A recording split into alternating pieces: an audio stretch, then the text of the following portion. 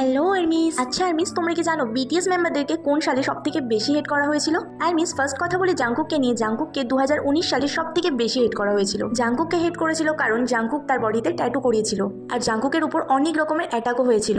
Next 2020 সালে আমাদের BTS member V K সবথেকে বেশি হেট করা হয়েছিল, কারণ ওই টাইমটায় এই কথাটা প্রচুর পরিমাণে ভাইরাল ছিল যে BTS member V Blackpink member জেনির সাথে ডেট করছে। নেক্সট 2021 সালে জিমিনকে সবথেকে বেশি হেট করা হয়েছিল, কারণ কিছু বিটিএস মেম্বার ভি এবং জাংকুক ফ্যান বলেছিল যে যখনই ভি এবং জাংকুক একসাথে থাকে তখনই জিমিন থার্ড পার্সন হয়ে তাদের মাঝখানে ঢোকে। নেক্সট 2022 সালে ভি কে অনেক বেশি হেট করা হয়েছিল, কারণ আমাদের ভি ব্ল্যাকপিঙ্ক মেম্বার জেনিকে ভুল করে মিস্টেকলি ফলো করে ফেলেছিল ইনস্টাগ্রামে।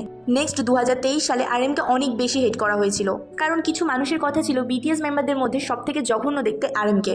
নেক্সট 2024 সালে সবথেকে বেশি হেট করা হয়েছিল আমাদের সুগাকে। ড্রিঙ্ক করে ড্রাইভ অ্যাক্সিডেন্টের পর থেকে সুগাকে অনেক বেশি হেট করেছিল আর্মিরা। আর্মিস, 2025 সালটা জানার আগে তোমার ফেভারিট বিটিএস মেম্বার কে সেটা কিন্তু কমেন্টে জানিয়ে দিও। আমি তোমাদের সবার কমেন্ট পড়ি আর রিপ্লাইও করি। তো আর্মিস, 2025 সালে সবথেকে বেশি হেট করা হচ্ছে জিমিনকে। আর্মিস, কারণ আমাদের জিমিন বিলবোর্ড হিস্ট্রি বানিয়েছে।